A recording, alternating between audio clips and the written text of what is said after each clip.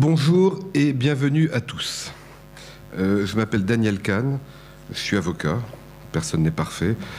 Droit des affaires, on fait du fusion-acquisition, on est une quarantaine d'avocats, on fait du français, on fait de l'international, on fait des investissements, on fait plein de choses. Et on m'a demandé, et c'est avec un grand plaisir que je suis là pour être le modérateur et également présenter dans le cadre de ce panel. Alors le panel de ce matin sera sur les fusions et acquisitions à l'échelle internationale dans l'industrie high-tech. Bon, le titre, il est bien, mais il n'est pas génialissime, parce qu'à mon avis, on peut parler de l'industrie high-tech, mais il y a à côté, c'est pas uniquement de la tech. Je veux dire, quand on voit le président de Mythic qui était là tout à l'heure, pour moi, c'est les mêmes domaines. Je veux dire, sur la technologie ou des domaines de distribution qui s'appuient sur le net. Donc c'est un peu de tout ça dont on va parler ce matin. Nous avons un très beau groupe de panélistes. Il y a Marc Goldberg de Oxfam Capital, Romain Gontier de Broadview et Thibaut de Monclin de Aelios Finance. La manière de procéder, j'aimerais bien que ce soit dynamique, interactif. Donc ce que nous avons prévu, c'est qu'il va y avoir des PowerPoint. Chacun de nous quatre va dérouler son PowerPoint pendant 6 à 7 minutes. Donc ce qui fait, on dit 6, ça sera toujours 7. Donc 7 x 4, ça fait 28, ça fait une petite demi-heure. On a 1 heure en tout, ça devrait nous laisser une demi-heure pour les questions-réponses derrière. Le concept, c'est que je crois qu'on va faire les PowerPoint un après l'autre. Et donc gardez vos questions et après on aura du temps en principe pour un vrai débat. En tant qu'avocat avec des brillants investisseurs, banquiers d'affaires, il a fallu que je trouve un sujet. Le sujet que j'ai trouvé, qui est un sujet qui rejoint les choses que nous faisons et sur lesquelles on parle pas mal, c'est dans le cadre d'une fusion-acquisition M&A à l'échelle internationale, essayons de trouver quelques aspects juridico-business. Et c'est quoi? C'est la préparation d'une sortie et la réalisation d'une sortie. Voilà. La règle d'or, et ça a déjà été dit dans le panel d'avant, quand je parle de préparation de sortie, c'est bien avant une sortie. Et je dis pensez international, agissez international, parce que la sortie sera vraisemblablement internationale. Même chose, débat qu'il y a déjà eu tout à l'heure, c'est pas forcément une bonne chose, mais malheureusement, c'est la vérité. C'est que vous êtes une boîte de technologie ou une boîte d'e-commerce, l'acheteur sera vraisemblablement un nom français. C'est ce que disait Simon Signy tout à l'heure. C'est ce que nous on voit dans la pratique. La quasi-totalité des opérations de M&A qu'on fait quand on est vendeur, c'est pour un client, un acheteur américain. Bon, ça c'est un regret personnel et qui est qu'il n'y a pas beaucoup d'acheteurs français ou européens pour des sociétés du secteur. Alors la semaine dernière, on a fait une opération, c'est mon associé Olivia qui s'en est occupé. Il y a une société qui s'appelle Ride Vision qui a été achetée plutôt par Alcatel. Donc ça c'est bien, il y a des exemples. Mais la plupart des opérations qui se font et qui vont se faire seront vraisemblablement à destination de l'étranger. Ce qui pose un vrai sujet sur le futur, c'est qui va maîtriser demain les boîtes de technologie européennes ou les boîtes de numérique européennes. Mais ça c'est un grand sujet. Donc vraisemblablement ça va être international. Donc quand vous êtes un entrepreneur, quand vous êtes un investisseur, les sociétés que vous dirigez ou les sociétés dans lesquelles vous avez investi, il faut les pousser à être internationales. La préparation d'une sortie, donc quelques aspects juridiques, et ça c'est bien avant la sortie. Je dis bien avant la sortie, ces choses, il ne faut pas attendre le jour où on a filé un mandat à une banque d'affaires pour y penser. C'est des choses qu'on fait 1 an, 2 ans avant. C'est bien réfléchir à un certain nombre de sujets. Alors je ne vais pas rentrer dans le détail parce que chacun, je pourrais en parler plein, je pourrais en parler très longtemps, mais c'est pas... J'ai pas le temps aujourd'hui. D'abord, bien sûr, regardez les aspects fiscaux. Et à nouveau, les aspects fiscaux, on ne les regarde pas le jour où on a un acheteur qui arrive. Il y a peut-être de la structuration à faire et il faut le faire par anticipation.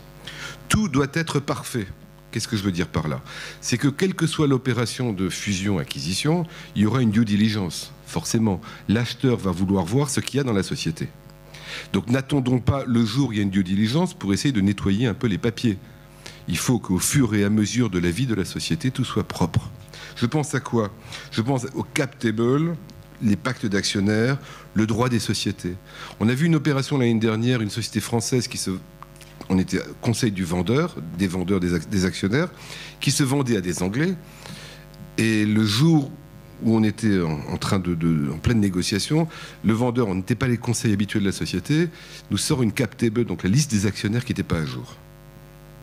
Et il aura fallu plus de 15 jours pour nous sortir une liste des actionnaires, entre les actionnaires, les titulaires de BSA, de BSPCE, de stock options. Le vendeur a été heureusement patient, mais c'est le genre de choses qui peut faire péter un deal. Quand vous vendez une boîte, vous avez un acheteur étranger, vous n'êtes pas capable de lui donner une liste exacte à l'action près de vos actionnaires, c'est pas sérieux. Ça semble complètement idiot, mais je vous assure que c'est des choses qu'on voit en pratique. Donc c'est au fur et à mesure qu'il faut travailler là-dessus.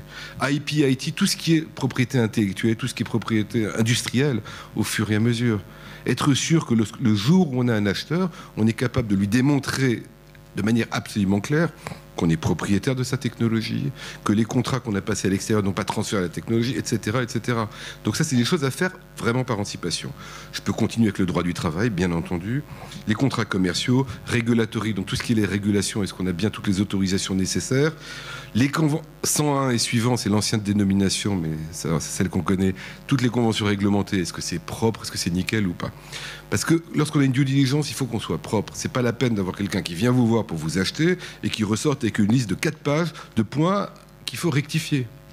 Autre exemple, excusez-moi, enfin, j'en ai plein des exemples comme ça, sur les actions. Le registre des actionnaires, le registre des mouvements. On avait 3 gars qui étaient partis en Amérique du Sud, qui avaient pris leur retraite. Ils avaient encore une action chacun. L'acheteur avait mis comme condition, j'achète la boîte que si j'ai 100%. Bon, on a envoyé quelqu'un en Amérique du Sud pour aller leur faire signer l'ordre de mouvement pour une action chacun. C'est complètement idiot. Je veux dire, ça se gère avant, ça se gère pas pendant. Bon, ça c'est faire le ménage. Mais faire le ménage au fur et à mesure, pas au dernier moment. Attirer les meilleurs talents, ça c'est évident. Il faut que la boîte qui ait les meilleurs talents à l'intérieur de la société. Et pour avoir les meilleurs talents, il faut construire des incentives. Alors, si on est une société française qui remplit un certain nombre de conditions, il y a les BSPCE. S'il n'y a pas les BSPCE, il y a les stock options. Mais il faut motiver les gens pour attirer les meilleurs. Parce que la valeur d'une société, c'est sa technologie, mais c'est surtout son capital humain. Construisez un portfolio IP-IT évident. Je veux dire, en boîte de technologie, il faut avoir des brevets quand on peut avoir des brevets. Mais il faut avoir des marques. Et moi, je dis simplement aussi, il faut essayer d'avoir pour un acheteur le plus beau portfolio possible. Et il y a des trucs très simples à rajouter, c'est les URL. Votre nom de domaine ou les noms de domaine, ça coûte pas grand-chose. Mais lorsque vous avez un acheteur qui vient et que vous lui montrez votre portfolio, j'ai 3 brevets, 5 marques et 22 noms de domaines déposés, ça fait mieux que d'avoir juste les 3 brevets. C'est idiot, c'est cosmétique, mais ça donne un peu de matière dans des domaines où il n'y a pas vraiment de matière. Adopter les standards internationaux dès le début, c'est-à-dire en comptabilité, essayer de faire d'avoir quelque chose qui soit sérieux lorsqu'un acheteur international vienne voir. Organisez bien sûr toute votre documentation. Un exemple, les contrats. Les boîtes, ils signent des contrats et des contrats et des contrats. Le jour où il y a une due diligence, on ne sait pas où ils sont. Premier sujet. Et deuxièmement, ils ne sont pas classés. C'est tout con. Mais je veux dire, les contrats commerciaux, on les classe avec des lettres et des numéros, on les répertorie, on fait une base de données au fur et à mesure. Le jour où on a une due diligence et qu'on essaie de vendre la boîte, on sort un truc qui est propre et nickel. Donc, corporate governance, bien entendu. Corporate governance, c'est un grand mot. Ça dépend de la taille de l'entreprise, mais ça peut valoir la peine de réfléchir, si on est une entreprise de taille moyenne, quel est le degré de corporate governance qu'il faut y mettre. Et je pense notamment à la composition du conseil d'administration et au fonctionnement du conseil d'administration. Je ne vais pas développer parce qu'on n'a pas beaucoup le temps. Donc je continue. Alors, aspect un peu plus business, sur la préparation d'une sortie, développement international. Écran radar, qu'est-ce que je veux dire par là? Ça a été dit dans le panel d'avant, pour être sur l'écran radar d'un acheteur international, il faut être international ou tout au moins européen. J'ai vu le VP BizDev d'une très grosse société américaine qui a fait plusieurs acquisitions en Europe. J'ai dit, quelle est la prochaine? Il me dit, je ne sais pas, parce qu'on n'en trouve pas. Je dis, mais attends, tu as des belles boîtes en France? Il me dit, oui, mais ça ne m'intéresse pas. Il me dit, moi, nous, ce qu'on recherche, c'est des boîtes européennes. Une boîte française ne les intéresse pas. Si, pour une société technologique américaine, une boîte française peut les intéresser, mais ils ne vont pas racheter la société, ils vont racheter la technologie. Le marché, c'est le marché européen. Donc, s'il n'y a pas le marché européen, ça vaut le prix de la technologie. Mais ça, nos amis en parleront un peu plus que 2 minutes, merci. Bon, surveiller la concurrence, maximiser le portefeuille IP-IT. Point, à mon avis, extrêmement important pour les sociétés d'origine française, ne pas avoir peur de faire du build-up, et notamment du build-up européen, même si ça entraîne de la dilution. Si c'est pour acquérir une taille européenne, ça vaut la peine. Management international, un truc que je ne comprendrai jamais. La plupart des sociétés avec qui on travaille qui sont d'origine française, l'ensemble du management est français. Alors c'est formidable, mais à partir du moment où si le marché est européen, est-ce que ça vaut pas la peine d'avoir un management européen? C'est une simple petite question que je pose. Et il y aura un panel tout à l'heure sur les questions de ressources humaines. Donc, bon, réalisation d'une sortie, le choix de la banque d'affaires, élément primordial lorsqu'on se prépare à une sortie, de bien choisir l'interlocuteur avec qui on va travailler. Fédérer les cédants, mécanisme de communication et de décision entre les cédants. Pourquoi beaucoup de sociétés ont eu 1, 2, 3, 4 tours de table, ont 12 investisseurs qui sont, qui sont actionnaires de la société. Et le jour où on vend, c'est bien de fédérer tout le monde, d'essayer de faire en sorte que les investisseurs travaillent, qu'ils soient représentés par un d'entre eux qui fait la communication. On a fait un deal récemment où c'était un peu compliqué parce que chacun a voulu se mêler de la négociation, voulait être en contact avec, voulait chacun être en contact avec l'acheteur. Ça a été négatif pour tout le monde en fait. Donc intérêt de fédérer tout le monde, surveiller la non ça c'est l'autre, pardon, revisiter le pacte d'actionnaires. S'il y a des questions en suspens dans le pacte d'actionnaires, il faut les voir avant de parler à un acheteur. Et choisir les conseils appropriés. Il reste 30 secondes. Merci. Bon, la dernière slide, c'était... non, juste il y en a une avant, Marc. Non. Voilà, quel type de cession? Bon, cash, shares, et il y a toute une série de problématiques. On peut en parler après si vous voulez. La conclusion, voilà. La réalisation d'une sortie réussie est un processus long, anticipé et commencer à s'y préparer bien en avance. Voilà. Merci pour votre attention. Merci. Je vais passer la parole à Marc Goldberg. Marc va nous parler de comment créer de la valeur avant la sortie. En 2 mots, le CV de Marc. Une vingtaine d'années dans la technologie, 7 ans à Palo Alto chez Rational Software, et ensuite 7 ans à Londres chez Reuters dans le fonds de capital risque de Reuters. Marc est rentré en France depuis le mois de mai 2004. Et il a lancé un nouveau fonds qui s'appelle Oxam Capital pour investir dans la technologie en France et en Europe. Alors ce que je fais d'habitude, et j'ai fait là aussi, j'ai demandé à chacun, il faut faire un peu... Quels sont ses hobbies? Alors Marc m'a dit, c'est le marathon. Donc Marc est un marathonien, pas seulement de la finance, mais de la réalité aussi. Et je lui passe la parole pour nous parler de la création de valeur avant la sortie. J'ai décidé d'aborder la question qui était posée du point de vue du capital risqueur.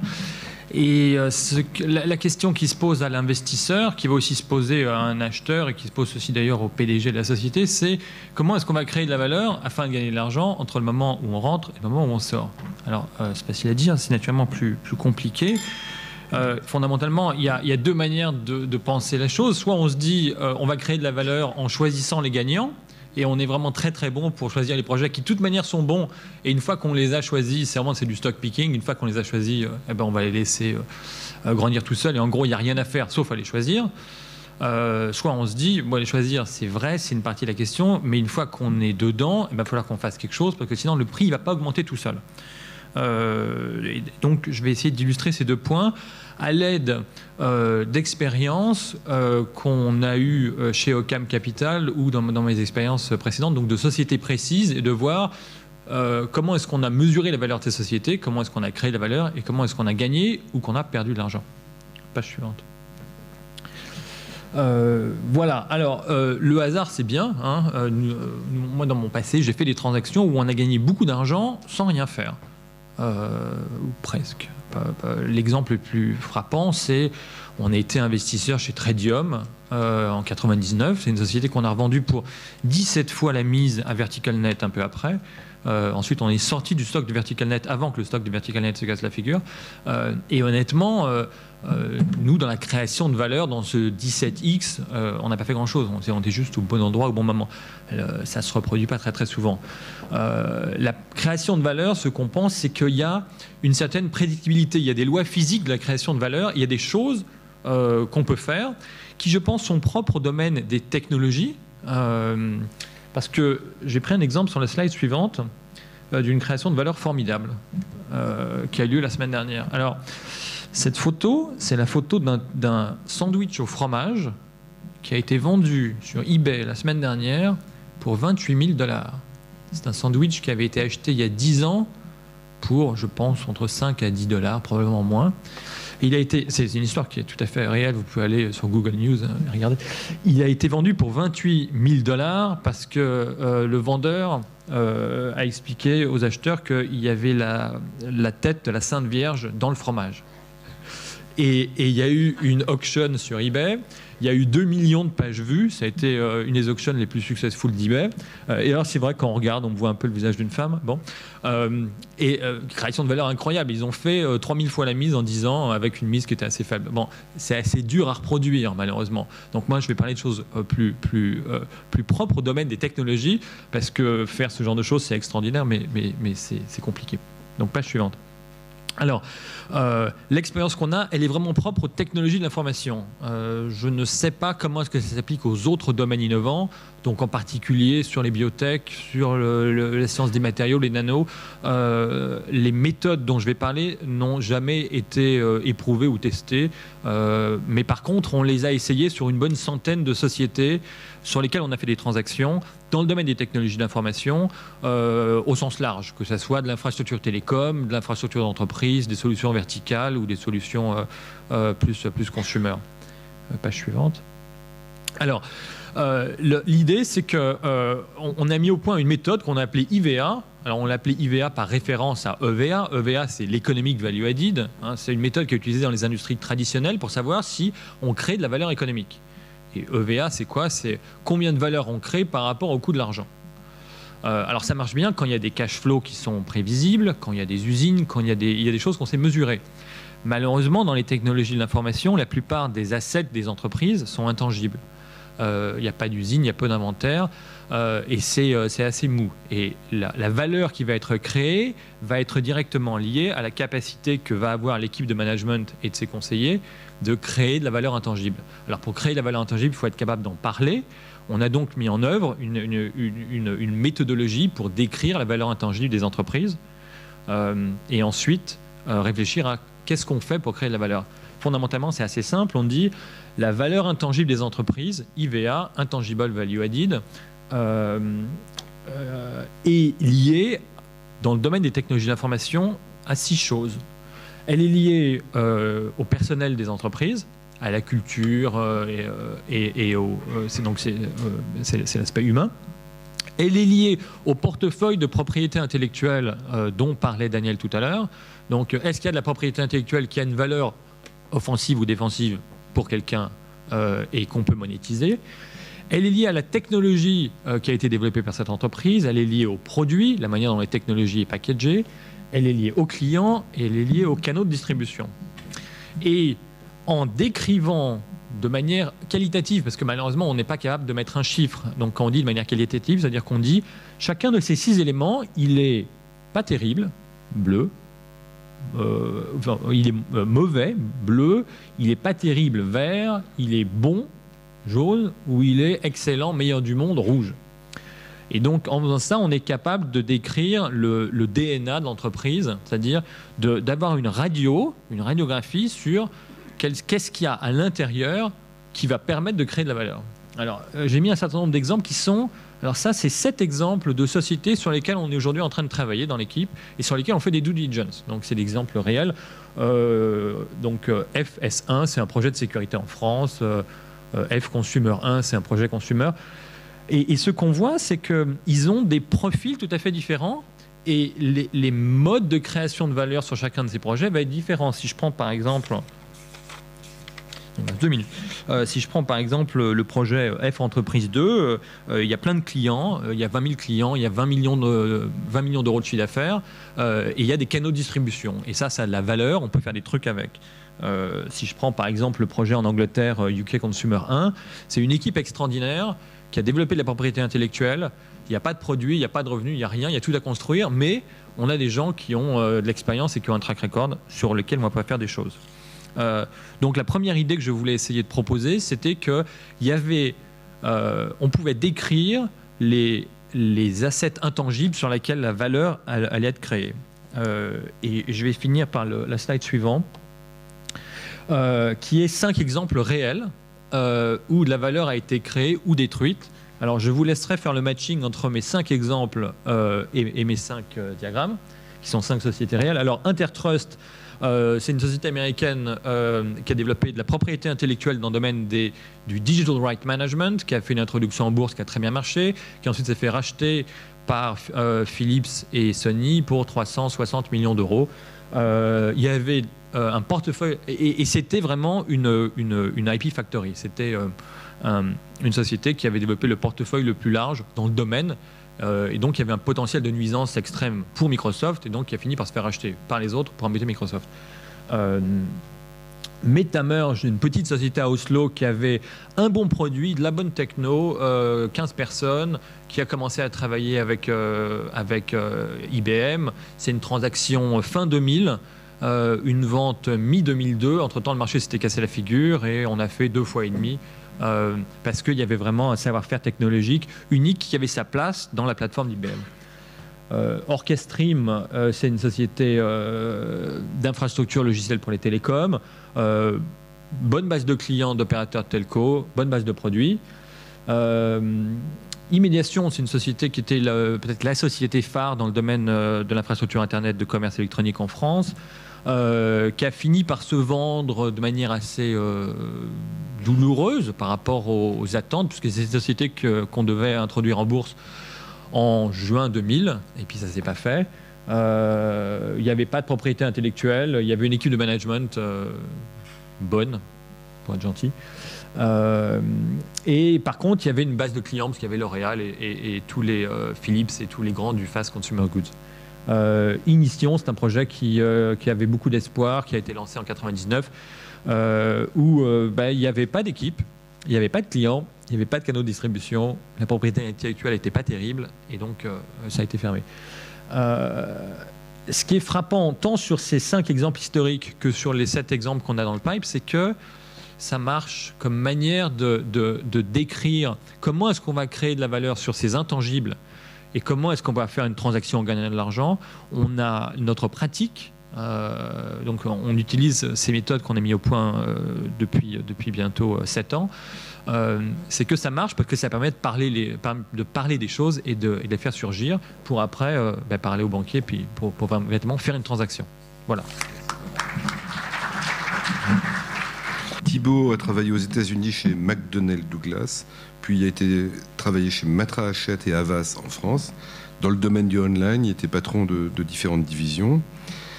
Il était le fondateur d'une société qui s'appelait Surgery Online, qui avait levé beaucoup d'argent il y a quelques années. Et ensuite, il a rejoint l'équipe de Chausson Finance, où il s'est occupé de M&A. Et là, récemment, il est fondateur, avec d'autres associés, d'une société qui s'appelle Aelos Finance, où il continue à faire du M&A. Son hobby, c'est le squash. Donc, Thibault. Aelos Finance, c'est une structure récente. On a fait une 12aine d'opérations cette année. Je ne suis pas là pour faire notre pub.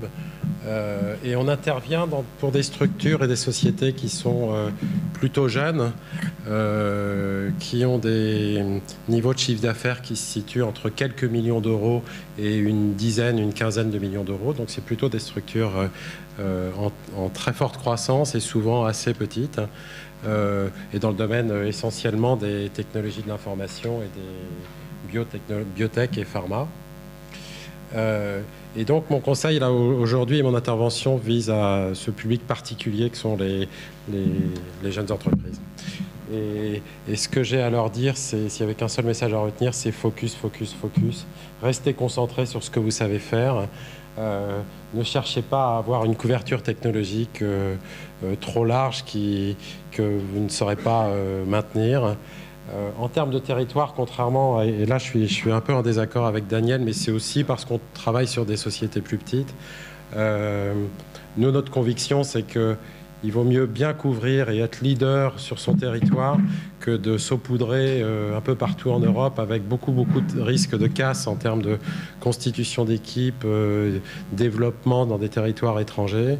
Et s'il est vrai que même sur ces petites sociétés, les acquéreurs sont très souvent étrangers et américains, le fait d'avoir ouvert un bureau aux États-Unis, d'avoir commencé des ventes aux États-Unis, c'est pas forcément vendeur, c'est pas forcément valorisant pour l'Américain. qui, sur les sociétés de cette taille-là, vient souvent acheter un produit, de la techno, une équipe, et pas forcément de la couverture territoriale. Et s'il vient acheter de la couverture territoriale, il vient acheter une entreprise qui va être complémentaire de ce qu'il est lui-même. Parce que sur ces transactions-là, souvent notre Américain, il est 100% américain, il n'est pas encore en Europe, et il se dit, bah voilà, en France, j'aurai ma base pour commencer mon implantation en Europe. Par contre, ce que vous avez aux États-Unis, on dégage tout parce qu'on va s'en occuper nous-mêmes. Même chose sur les secteurs d'activité. Là, j'avais en tête, en préparant cette présentation, un de nos clients qui a développé une solution qui perce dans le secteur de l'automobile, des constructeurs automobiles. Et on est intimement convaincu. Alors, il a commencé par percer dans le secteur automobile, c'est du logiciel, et puis maintenant dans le domaine de la pharmacie. Et il est en train de signer, après avoir signé les Daimler, Volvo, Renault, Peugeot, etc., il est en train de signer toute la construction automobile européenne. Et il est en train de faire exactement la même chose dans le domaine de la pharma. C'est une boîte qui est aujourd'hui petite, qui perd de l'argent, mais ça y est, elle est rentrée dans le radar de Microsoft parce que Microsoft voit cette société qui signe tous ses très très grands clients sur des opérations qui à chaque fois font plusieurs millions d'euros. Et on pense qu'il a été très très pertinent de la part de ce management d'être resté terriblement focalisé sur 2 lignes de business qu'ils connaissent par cœur, moyennant quoi ils ont une offre qui est probablement la meilleure du marché dans ces domaines-là. Et ça y est, ils sont dans le radar de quelques très très gros acteurs. Et c'est pourtant pas une société qui présente de très beaux chiffres, ni en croissance, ni en volume, ni en rentabilité, mais elle a cette spécificité qui la rend unique. Même chose sur la typologie de clients. Souvent, les petits éditeurs de soft, les petites sociétés de technologie cherchent à signer des grands clients, des grands noms, des grands comptes. C'est souvent épuisant, difficile et parfois désespérant. Et vive le Small Business Act pour la France. Il y a aussi des prédateurs qui sont intéressés à racheter des sociétés qui travaillent avec du small business, mais par contre qui ont beaucoup de clients, etc. Il y a des prédateurs pour ça. En France, il y en a un qui est bien connu, c'est Sage, dans le domaine du logiciel, qui eux cherchent à traiter des milliers et des dizaines de milliers de clients. Et si demain vous avez une bonne solution RH que vous vendez à des milliers de PME en France, eh ben vous avez de la valeur pour un Sage qui sera content de l'intégrer. Ce focus, la synthèse de cette slide, c'est simplement de dire que si vous êtes focusé, vous pouvez espérer être unique et vous rendre attractif par la rareté de ce que vous représentez. Ce qui veut dire qu'en face, on va limiter le nombre de targets à solliciter, susceptibles de vous acheter. Mais on sollicitera des gens qui seront vraisemblablement beaucoup plus motivés. Et là, je vais juste vous dire en une seconde, enfin un petit peu plus, un de mes premiers échecs en matière de M&A, ça a été une boîte de logiciels française qui fait entre 20 et 25 millions d'euros de chiffre d'affaires, qui a des filiales partout dans le monde, aux États-Unis, au Japon, en Suède, etc., qui était rentable, qui avait une croissance correcte, mais qui éditait un produit qui était une base de données. Et son produit, c'est un produit extraordinairement généraliste. C'est un produit qui était effectivement diffusé sur des millions de PC dans le monde, mais qui avait absolument aucun focus métier et qui avait une part de marché de ce marché mondial de la base de données sur PC qui était de 0,01%. Et résultat des courses, les seuls acheteurs possibles de cette société, c'était Oracle, IBM, Microsoft, Apple, etc. Quand on va voir ces gens-là, ils nous ont dit, mais small potato, votre histoire. Ça ne nous intéresse pas, on s'en fiche complètement. Cet acteur, nous ne le connaissons pas. Et effectivement, on n'est pas arrivé à vendre la société parce qu'elle était microscopique dans un environnement de concurrents qui sont tous plus que mondiaux. Donc les critères d'attraction, on va faire vite. La technologie sur les entreprises dont je parle, la nature des clients, et souvent les clients sont le premier témoignage de la qualité de la société, et c'est vrai que ça peut être très très important. C'est très important d'avoir des testimoniaux clients, et c'est vrai que pour nous, quand on met en relation les entreprises entre elles, avoir préparé ça à l'avance, au-delà du juridique, d'un point de vue business, ça peut être très utile. et évidemment des complémentarités business. Sur les équipes, le grand souci des prédateurs, c'est pas la qualité de l'équipe, parce qu'ils ne feraient pas l'opération si l'équipe n'était pas de bonne qualité, mais c'est d'avoir la conviction qu'on va arriver à intégrer cette équipe dans ce qu'on est nous. Et là, c'est un sujet qui est très, très touchy. Et nous, dans notre métier, notre rôle, c'est de coacher les gens qui se vendent et leur apprendre à bien bullshiter l'acheteur et bien lui faire comprendre que c'est vraiment le rêve de leur vie que d'être acquis par Tartampion aux États-Unis. Parce qu'il ne faut pas se raconter d'histoire, c'est du bullshit, quoi. Il y a un moment, les gens vendent quand même pour l'argent qu'ils vont recevoir. Donc l'objectif, c'est vraiment d'essayer de se rendre unique et de donner le sentiment que vous êtes le leader absolu du domaine que vous vous êtes choisi. Alors ce domaine, il peut être très très restrictif, comme on l'a vu tout à l'heure. Ça peut être le marché de la grande distribution en France, mais vous êtes le principal acteur de ce domaine-là. Et là, en face de vous, vous trouverez 2-3 concurrents, 2-3 acteurs du domaine qui pourront être terriblement intéressés par votre société. Nous, notre constat, rapidement, ces opérations sont des opérations difficiles. Nous, ce qu'on nous demande de faire, c'est de vendre une société qui est complètement inconnue à un acteur qui est important, et c'est difficile. Au-delà de ça, on a le tort dans cette matière de vivre en France, et la France a franchement une mauvaise réputation. Et là, des lois comme celle sur les 35 heures ont fait vraiment des dégâts considérables. Et ce qui amène, et je pense que Daniel pourra en témoigner, certains prédateurs américains à privilégier des solutions de rachat d'actifs plutôt que des solutions de rachat d'actions, de sociétés qui ont des conséquences légales qui peuvent être beaucoup plus importantes et surtout sociales. Et l'aspect social est important pour les Américains. On a eu un cas de figure l'an dernier d'une boîte Internet qui avait peu de collaborateurs, mais qu'un Américain a voulu racheter 100 collaborateurs. Il a dit, mais j'ai pas de problème, moi je veux bien tout racheter, mais je passe un contrat avec le patron, il réembauche tous ses salariés, il les met dans une autre société, moi je fais un chèque tous les mois. Il voulait pas de salariés en France. C'est quand même difficile, hein. C'est beaucoup de temps, et là, dans les entreprises dont on parle, on a souvent des dirigeants qui sont multitâches, et c'est une tâche supplémentaire qui prend beaucoup de temps dans l'esprit du dirigeant, et il faut qu'il soit extrêmement attentif à consacrer l'essentiel de son énergie à son business, à ses clients. Il y a un gros souci aussi, c'est garder la confidentialité à l'intérieur de l'entreprise. Le process peut être long, et il n'y a rien de plus destructeur que le café du commerce des collaborateurs qui se disent à qui va-t-on se vendre.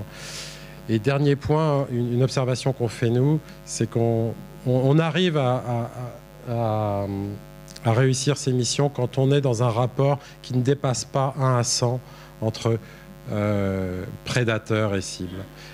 Quand on va vendre une boîte de quelques millions d'euros et qu'on prétend la vendre à Oracle ou à Microsoft, il est extrêmement exceptionnel qu'on puisse y arriver. Surtout quand on est européen, quand on est français, etc. Il ne faut pas rêver. Et il faut essayer de se trouver des cibles acquéreurs qui soient dans des rapports de taille qui soient inférieurs à 100 pour réduire ce qu'on appelle le cost of opportunity. Et c'est moi la réponse qu'on me faisait à chaque fois quand je sollicitais ces gens d'Oracle, etc. On me disait, mais qu'est-ce que vous voulez, je ne vais pas passer 3 mois de mon année à faire une acquisition à 20 millions d'euros, j'en ai rien à faire. Et on a un test qui est assez simple dans cette logique, c'est quand on sollicite un acquéreur américain, c'est jamais nous qui allons faire le premier rendez-vous là-bas. Jamais. Chaque fois qu'on l'a fait, ça n'a rien donné. Donc c'est à lui de venir. Si lui, il n'est pas prêt à venir passer une après-midi, un vendredi après-midi à Paris, plus un week-end pour faire ses courses, pour voir une société qui l'intéresse et qu'il envisage de racheter, c'est qu'il ne fera jamais la transaction. Donc il ne faut pas avoir de regrets, on n'y va pas. Et puis, moi, je dis aux dirigeants, n'oubliez pas que dans ces opérations, il y aura toujours une composante d'earn-out qui sera très importante, qui peut être de 50% du deal. L'earn-out, c'est le complément de prix qui sera payé aux vendeurs dans le temps. Et la recommandation que j'ai sur le sujet, c'est je crois qu'on ne peut pas ne pas l'accepter quand on atteint des valorisations élevées. Mais il faut absolument mettre en œuvre des mécanismes terriblement objectifs, terriblement simples. Sinon, c'est la croix et la bannière, et c'est beaucoup de fils pour les avocats.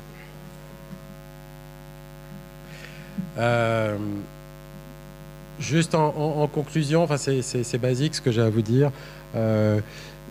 on n'est jamais mieux que quand on est sollicité. Et ça arrive, et même quand on est petit, ça arrive, on peut l'être. Et nous, on a le cas de figure en ce moment, et c'est vrai que c'est extrêmement confortable.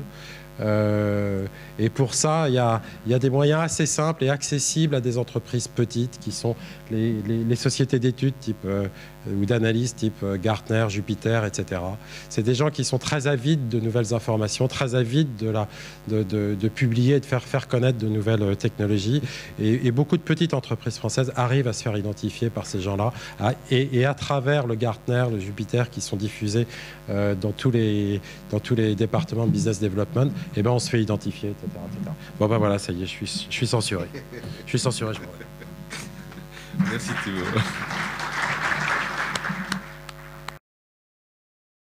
Maintenant, Romain Gontier. Romain est franco-suisse. Il a fait l'ESCP et l'INSEAD. Il a passé 5 ans dans la vallée là-bas en Californie, qui s'appelle Silicon Valley. Il a travaillé dans une boîte qui s'appelait Arecom. Il a cofondé Pagou, qui est une société de Voice over IP, de VoIP. Et il est chez Broadview, donc vous connaissez Broadview, banque d'affaires internationale, dans le bureau de Londres depuis 2 ans. Il est basé à Londres.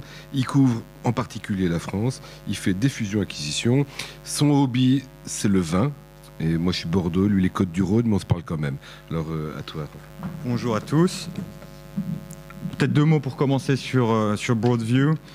Pour ceux qui ne connaissent pas trop l'institution, donc nous sommes une banque conseil américaine, essentiellement spécialisée sur les opérations de fusion-acquisition dans le secteur des technologies. Nous avons des bureaux à New York, à Boston, à Foster City dans la Silicon Valley et à Londres. Et nous sommes spécialisés sur les opérations à forte composante internationale, soit transatlantique, soit à l'échelle européenne. Ce qui nous caractérise sur le marché, c'est l'accès privilégié qu'on a auprès des acquéreurs américains, étant donné notre présence forte là-bas. Donc nous sommes en contact très régulier avec les équipes Corporate Development et Direction Générale d'Oracle, Microsoft, eBay, Google, Yahoo, etc. Ce qui nous donne une visibilité sur leurs priorités au niveau croissance externe, très précieuse quand on essaie de présenter des cibles européennes. Voilà, donc j'interviens moi personnellement, plus particulièrement sur la France où je suis plusieurs dossiers. Et le propos aujourd'hui est d'apporter un éclairage international et européen sur le marché du M&A.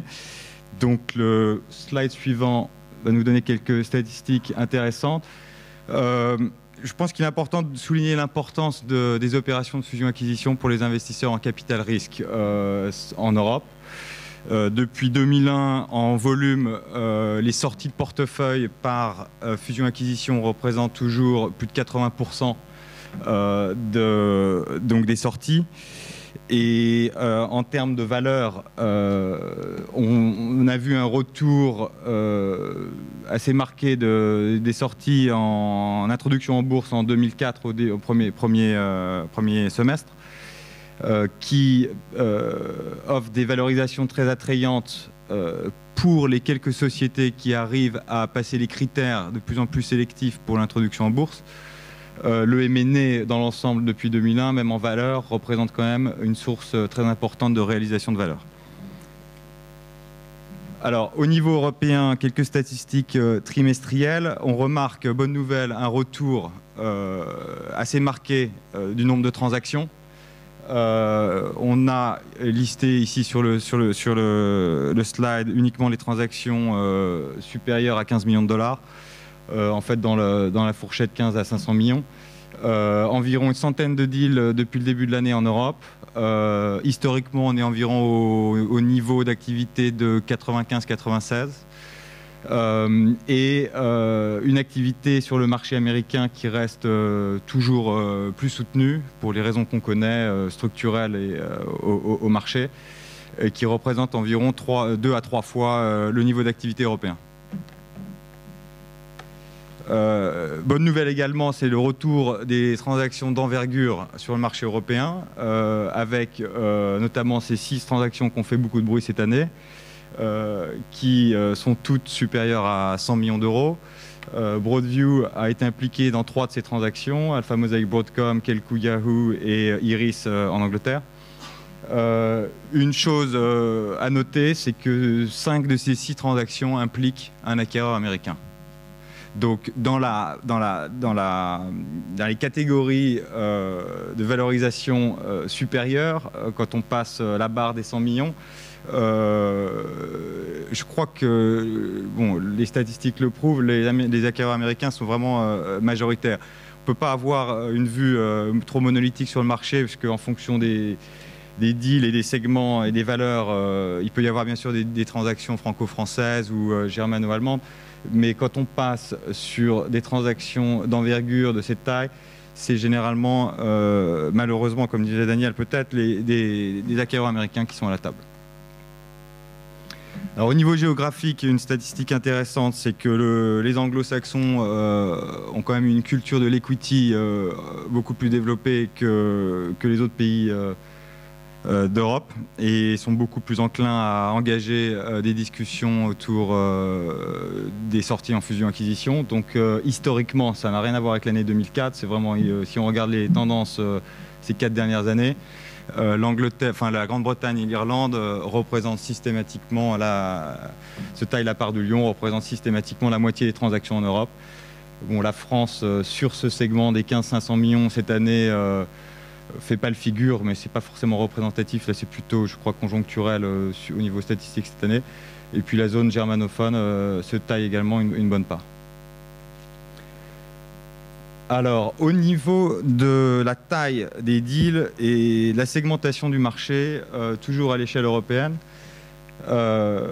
sur la gauche, il est intéressant de noter que le marché de la technologie reste intrinsèquement un marché de mid-market. Donc avec 3/4 des transactions inférieures à 500 millions de dollars. C'est ce qu'on appelle clairement du mid-market, en tout cas en banque d'investissement. Il est extrêmement rare d'observer des transactions supérieures à 500 millions de dollars, 10 cette année. Quel coût tomberait dans cette catégorie? Ça fait plutôt figure d'exception. La taxonomie utilisée pour ces deals, pour les 148 transactions là, sur la gauche, est assez large. En fait, on peut diviser l'ensemble de ces transactions en 2 grands segments. Le cœur de métier technologie et puis une définition un peu plus large aussi, incluant des secteurs adjacents comme médias, les équipements médicaux, certains deals industriels et de l'édition d'informations. Si l'on se concentre plus nettement sur le cœur de métier, il est intéressant de noter que les transactions se ventilent de manière assez équilibrée à travers les segments. Donc avec telco, donc ça c'est les opérateurs télécoms, enterprise and app software, c'est les logiciels applicatifs et d'entreprise, ITS, c'est les services informatiques, digital media, c'est tout ce qui est commerce électronique et médias en ligne, et infrastructure and hardware, c'est les composants et les softwares d'infrastructure. Donc dans ce segment, il y a des transactions vraiment dans cette fourchette de valeur, il y a des transactions dans tous les segments. Au niveau des profils 2 minutes. Et au niveau des profils de deal, intéressant de noter tout à droite le retour en force de la vente de sociétés privées cette année, comparé à l'année dernière et l'année d'avant.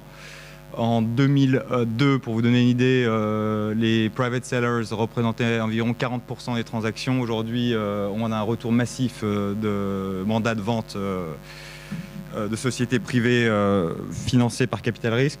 La raison, je crois qu'il y a plusieurs facteurs. La première, c'est qu'il y a eu énormément de cessions d'actifs du côté des sociétés publiques après la déconfiture 2001, 2002, 2003. Par ailleurs, les VC ont gardé dans leur portefeuille les sociétés 2 ou 3 ans en attendant un environnement plus propice pour les sorties, ou alors les ont liquidés et sortis du portefeuille, liquidés. Et donc on a aujourd'hui statistiquement un retour très fort des ventes de privés. Sinon, au niveau des acquéreurs, intéressant de noter que les acquéreurs de mid-cap, donc des capitalisations boursières inférieures à 2 milliards, de dollars représentent environ 50% des acquéreurs.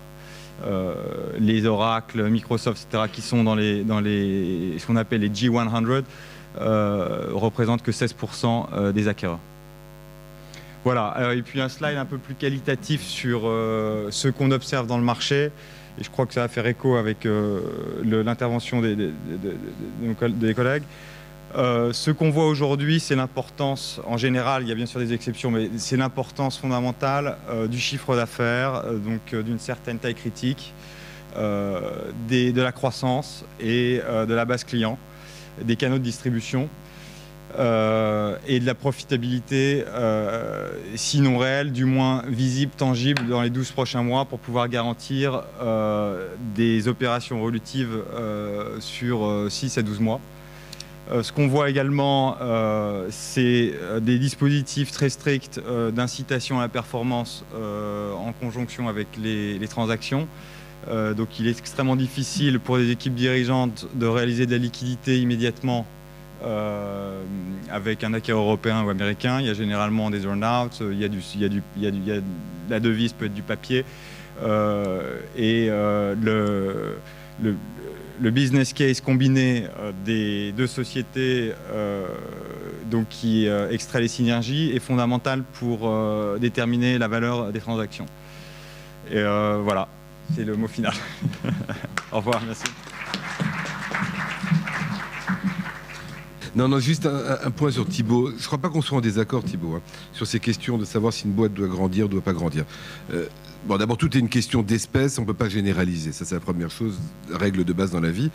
Moi, ce qui me fait rigoler, une petite boîte de techno française qui va commencer à se mettre une filiale aux États-Unis pour attaquer le marché américain avec 1 million d'euros d'argent de disponible, je ne suis pas sûr que ce soit véritablement la meilleure chose à faire. Par contre, cette même société qui essaie d'attaquer le marché français, bien entendu, et des marchés voisins qui sont des marchés européens, ça me semble faire plus de sens. Parce que je crois que vu des États-Unis, le marché de nos sociétés, c'est le marché européen. Je veux dire, on est un État parmi on est les États-Unis d'Europe. Hein. L'Union européenne, c'est les États-Unis d'Europe. Ils voient la France comme un des 51 États de l'Europe. Donc c'est ça que je voulais dire. Bon, et bien entendu, tout dépend, c'est des cas d'espèce. Mais je crois que l'intérêt pour les boîtes, c'est d'essayer de devenir le plus pan-européenne possible. Et à nouveau, ça ne marche pas pour tout le monde. Il y a des exceptions. Ça dépend exactement de leur métier. Mais d'essayer si on doit vouloir vendre un jour, essayer d'avoir une présence la plus européenne possible. Thibaut, Romain. Ce que je dis, c'est qu'avant d'être européen, il faut être leader, c'est tout. Et si on est leader en France, on est plus attractif que 5e ou 10e dans 10 pays d'Europe. C'est mon point, c'est tout. Et un commentaire pour faire le lien peut-être entre ton propos et le mien, c'est la stratégie de focalisation est naturellement celle qu'on essaye et qu'on préconise, et les outils qui visent à réfléchir sur quoi on va se focaliser permettent de dire tout à un coup, donc il faut qu'on décide si on va devenir le leader en propriété intellectuelle, en technologie, en équipe, en produit, en client ou en canal de distribution. Et donc le lien vraiment se fait entre les deux. On essaye de représenter ce qu'on veut faire et après on se focalise sur un des 6 parce que le temps et l'argent sont limités naturellement. Peut-être une dernière idée là-dessus. Je crois qu'il faut vraiment être très nuancé sur les segments dont on parle. Si on est dans des segments, par exemple, d'e-commerce, ou digital media, comme Kelku, où les canaux de distribution sont en fait la valeur du business, une plateforme européenne est fondamentale. C'est-à-dire que personne n'ira acheter un Kelku français. Enfin, c'est pas évident à vendre à des valorisations très élevées. En revanche, si votre société est une société de semi-conducteurs, circuit intégré, digital media, ou j'ai des idées en tête, françaises, dont le modèle économique est essentiellement des modèles d'OEM, avec les Samsung, avec les grands opérateurs de la planète, que vous soyez en France, en Suède ou ailleurs, peu importe, les canaux de distribution ne sont pas dans chaque pays, c'est les OEM avec les grands. Donc, encore une fois, je crois qu'il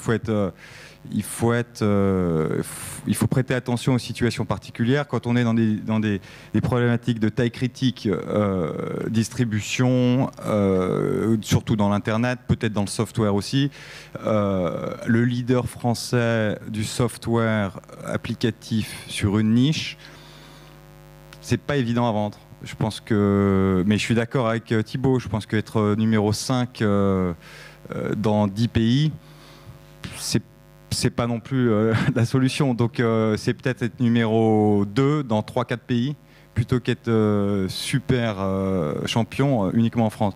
Donc je crois qu'il faut être nuancé sur les segments. Il n'y a pas vraiment de réponse oui, il n'y a pas de réponse. monolithique sur ce point. Une belle boîte de technologie, comme tu disais, qui a des OEM, qui n'a que des clients français, qui a 3 belles références françaises, c'est pas non plus très... C'est pas terriblement vendeur. Il vaut mieux avoir un client japonais et un client espagnol. Alors, oui, une question... Alors... Ça marche, oui. Bonjour, Pascal Mercier, je travaille avec Thibaut, je suis un des associés d'Helios Finance. Je voulais justement rebondir sur quelque chose. Thibaut a dit parler à des gens comme le Gartner, des choses comme ça. Et j'ai l'impression que les Français ne savent pas bien parler au cabinet d'analystes. Ce n'est pas un réflexe. Et en général, une fois qu'on est vraiment dans le viseur d'un cabinet d'analystes, Gartner, Jupiter, etc., on rentre vraiment dans le viseur beaucoup plus facilement. Et à côté de cela, nous, ce qu'on dit aussi à certaines sociétés, je ne sais pas ce que vous en pensez, c'est de parler aux concurrents, de rencontrer les concurrents. Très souvent, quand on met je dirais un visage derrière un nom et qu'on commence à avoir des conversations, on commence à s'apprécier et ça rend une liquidité, une fluidité. Et je ne sais pas quel est l'avis de Marc là-dessus ou de Romain. Je pense que ton point sur les cabinets d'analystes est absolument clé. C'est quelque chose qui n'est pas dans les habitudes culturelles françaises.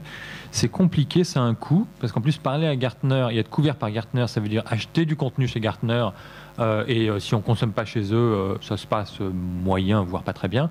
Donc, c'est absolument pas un filtre neutre. Hein. Mais c'est important et ça sous-entend qu'on a une fonction marketing-produit qui est suffisamment développée pour le faire. À titre d'exemple, on discutait, nous, avec un projet récemment qui est une société qui existe depuis 3 ans et qui, sur son plan de construction sur les 3 ans à venir, n'avait mis personne dans la fonction marketing, parce que naturellement, ça ne sert à rien. Donc, de travers assez pensé. Donc, oui, c'est très important. Et ce qu'il faut, c'est qu'on construit des sociétés où on ait un véritable savoir-faire produit. Et pour ça, il faut ramener les Français qui ont ce savoir-faire, qui sont aux États-Unis, il faut les ramener en Europe. Et acquérir de la visibilité et de la respectabilité.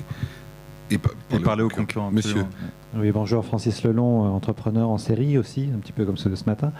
J'ai une question par rapport aux sociétés que vous citez, les acheteurs potentiels de sociétés régulièrement. On entend toujours parler de RACT, IBM, Microsoft et autres.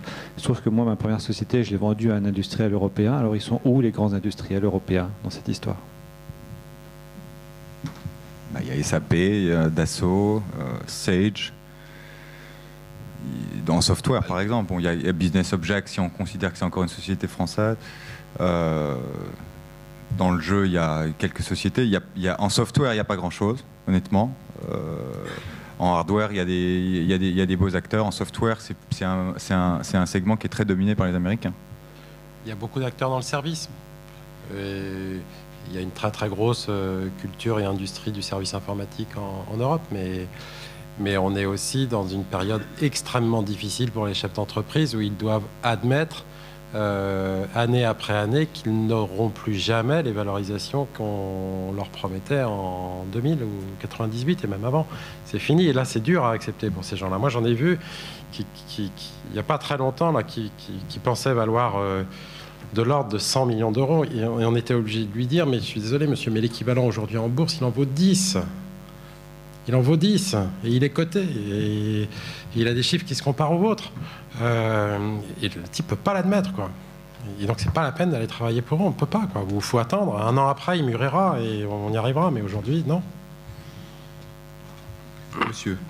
Oui, je voulais rebondir sur le commentaire de monsieur, Vous pouvez vous présenter, monsieur. parce que je suis affronté à ce problème. Est-ce que vous pensez que les industriels européens ont conscience du fait que pour arriver pour assurer leur croissance dans les 10 ans, ils ont besoin d'innovations de rupture et que ces innovations de rupture ne viendront pas de chez eux, que ces activités se développeront forcément par acquisition et qu'il faut qu'ils y aillent.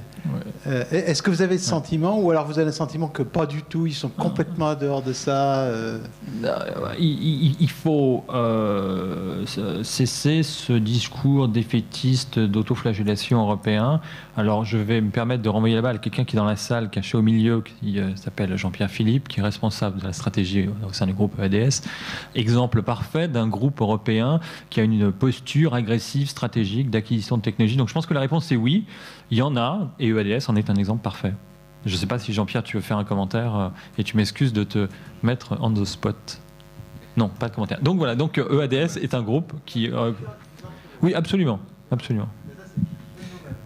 Juste un point que j'ai oublié de signaler. On parlait tout à l'heure du fait que beaucoup d'entreprises sont achetées et vont être achetées par des boîtes essentiellement américaines. Je ne sais pas si vous avez vu, il y a 3 jours ou 4 jours, un amendement vient d'être voté, adopté, qui permet au gouvernement de bloquer certaines acquisitions dans des secteurs sensibles. Alors, ça a toujours existé, c'était toujours les secteurs de la défense, de l'armement forcément, mais là ça a été étendu, je ne sais plus, à la biotech et d'autres secteurs, parce que je pense qu'il y a une prise de conscience gouvernementale du fait qu'il y a certaines entreprises qu'on ne veut pas voir partir ailleurs. C'est tout, c'est juste un petit point. Il y a une question de monsieur, et je pense que ça sera la dernière ou l'avant-dernière. Attends, je voudrais ajouter un point là, Oui, au sujet de ADS et dire qu'effectivement, là, dans la filière aéronautique, il y a un mouvement qui est spectaculaire et à noter. EADS finance des fonds d'investissement qui ont pour vocation, enfin abondent dans des fonds qui ont vocation à financer les sous-traitants dont EADS a besoin en Europe. Et puis la technologie qui va alimenter EADS. Et c'est-à-dire que EADS est tellement énorme aujourd'hui, tellement important qu'il a besoin aussi de tirer des centaines d'entreprises régionales, industrielles. C'est beaucoup d'emplois, c'est beaucoup de valeur pour la France, l'Europe, etc. Et EADS, je crois, est extrêmement responsable dans ce sens-là. Nous, on a la chance de travailler pour l'une de ces petites sociétés. Et c'est spectaculaire de voir les témoignages de soutien qu'il y a au sein même de EADS pour soutenir cette boîte. Et EADS disant, nous, on a besoin que ce sous-traitant qui fait aujourd'hui 30 millions d'euros, demain puisse en faire 100 parce qu'il faut qu'il nous suive, quoi. Et je trouve que EADS a un comportement terriblement responsable dans ce domaine-là, en mettant de l'argent dans des fonds qui vont investir pour soutenir ce type de boîte. Donc c'est vrai que là, il y a un message qui est vachement positif, quoi. Bravo. La dernière question, monsieur. Oui, si je peux me permettre, j'ai une question concernant les earn-outs. Qui êtes-vous, si je peux Anthony Sinaoui de Endicott Lucas, qui est un cabinet de conseil à intermédiaire financier. Concernant les earn-outs, d'une part, enfin, on comprend leur intérêt et pour minimiser le risque de l'acheteur et pour servir de incentive pour les personnages clés, notamment le fondateur actionnaire. Mais d'une part, quels sont les pièges à éviter, si vous pouvez en parler? Je pense que c'est surtout adressé à Maître Kahn. Et d'autre part, pour les autres intermédiaires financiers, comment est-ce que vous structurez votre rémunération lorsqu'il y a un earn-out qui peut n'être payé que dans 2 ou 3 ans? Bon, merci pour la question. Alors, la question qui mériterait un long débat. Faire le plus simple et le plus pratique possible. Ça, c'est de toute façon la règle de base dans la vie. Premier sujet. Et deuxièmement, les milestones. Parce que forcément, à partir du moment où il y a earn-out, c'est earn-out en fonction de performance ou en fonction de quelque chose. Trouver les éléments les plus objectifs et les plus irréprochables possibles pour qu'il n'y ait pas de divergence de vue lorsqu'on arrive à ces milestones. Savoir si oui ou non on y est ou on n'y est pas. Ça, c'est bon. Je crois que c'est la seule réponse que je peux apporter très rapidement aujourd'hui. Parce qu'il y a plein de choses autour, parce qu'en plus, est-ce que c'est si c'est en action, si c'est en cash, voilà, mais en tout cas, essayer d'être le plus clair possible et que ce soit des éléments objectifs. C'est ce que disait Thibaut tout à l'heure. Peut-être juste un petit mot là-dessus. Je crois que ça dépend beaucoup du modèle d'intégration du périmètre. Les earn-outs peuvent être basés sur le chiffre d'affaires, sur les marges brutes, sur la marge opérationnelle, sur le cash flow.